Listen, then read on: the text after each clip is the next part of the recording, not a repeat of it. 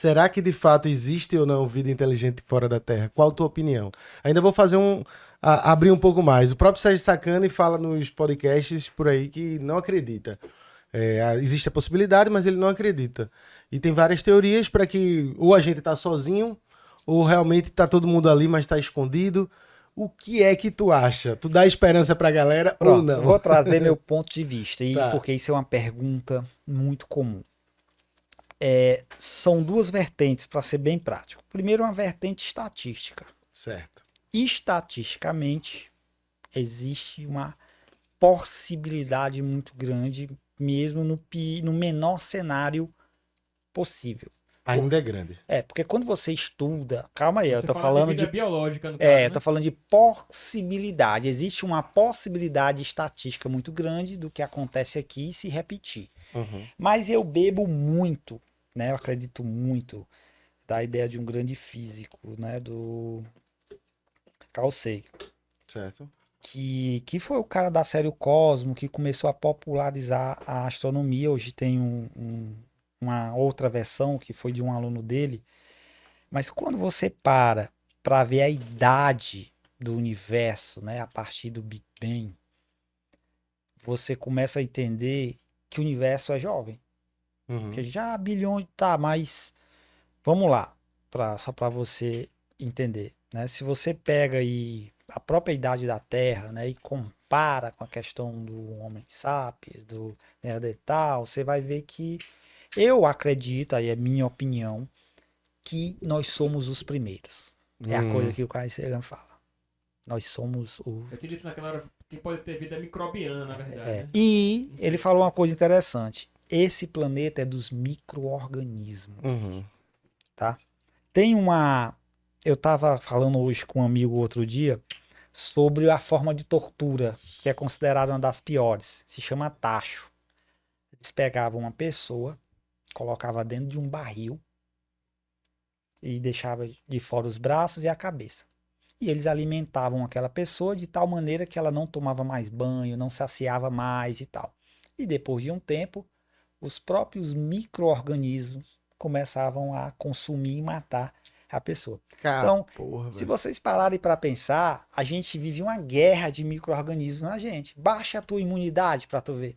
Eles te pegam. Então, para mim, aí uma conta que eu vou fazer aqui para vocês entenderem essa ideia do micro-organismo. Não existe 1 centímetro quadrado na Terra que nesses milhões de anos não já tenha absorvido alguma coisa viva. Aí, para bugar a cabeça de vocês, se vocês pegam um caroço de feijão seco e bem guardado, você guarda ele por uma quantidade muito grande de tempo.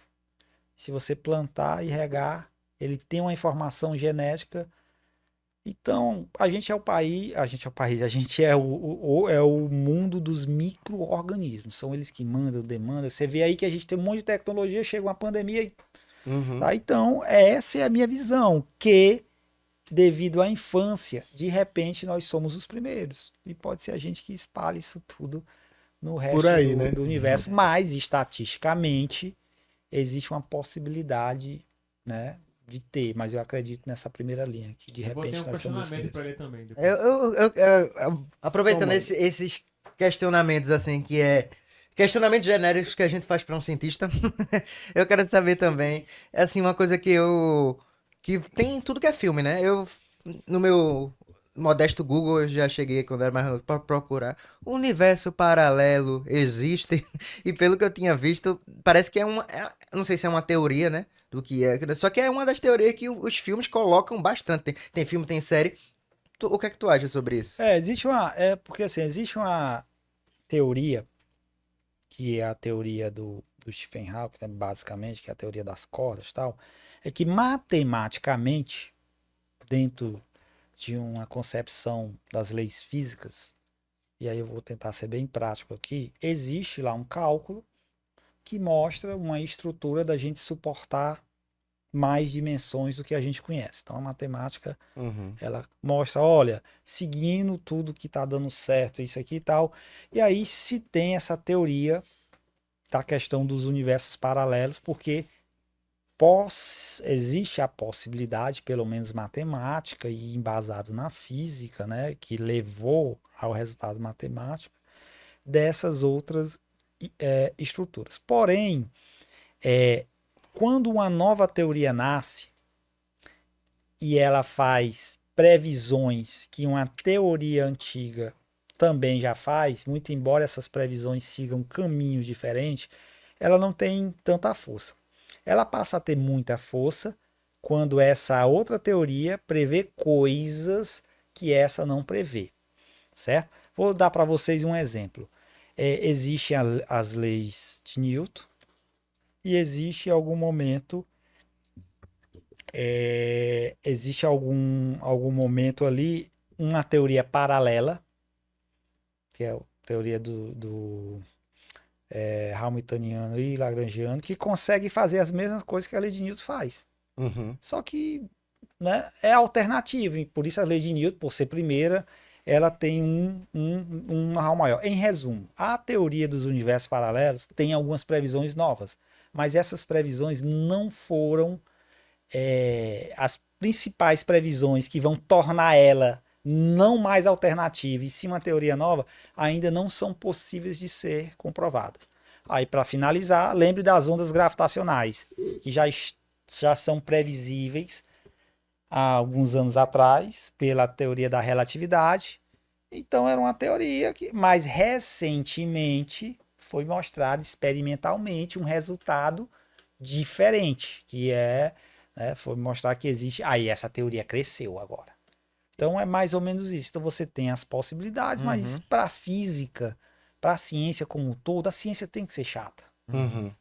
Mas eu não gosto dos cientistas porque eles... Não, é porque tem que ser, porque é onde você tem segurança. Você tem segurança quando algo é exaurido para... Então esse é o papel da ciência, trazer garantias, comprovações, experimentações, repetições. E a crítica que eu faço é que nós, cientistas, estamos pecando, vivendo numa bolha. Uhum. A partir do momento que nascem pessoas que negam a ciência, é porque a gente falhou na comunicação, e eu acho que a tecnologia agora vai ajudar a ciência a se popularizar.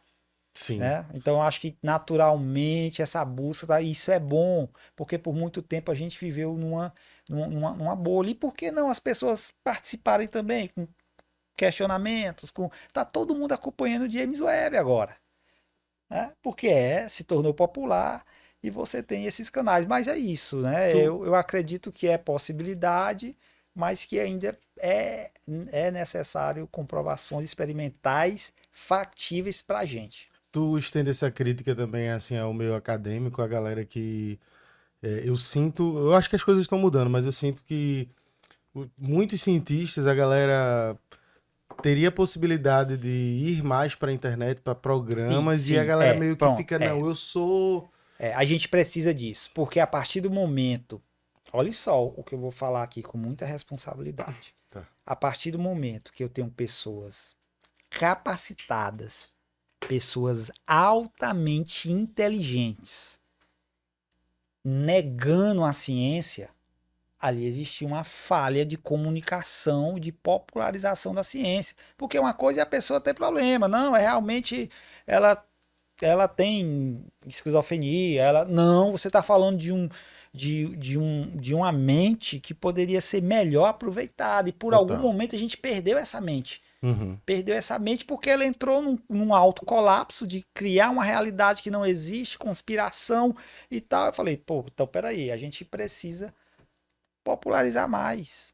E voltando no tempo, uma das coisas que fez eu gostar de física, além do curso do Instituto Padre Hells, foi ter assistido a série Cosmos, que passava na TV Escola. Massa. Porque foi a ação de um físico de querer popularizar a astronomia.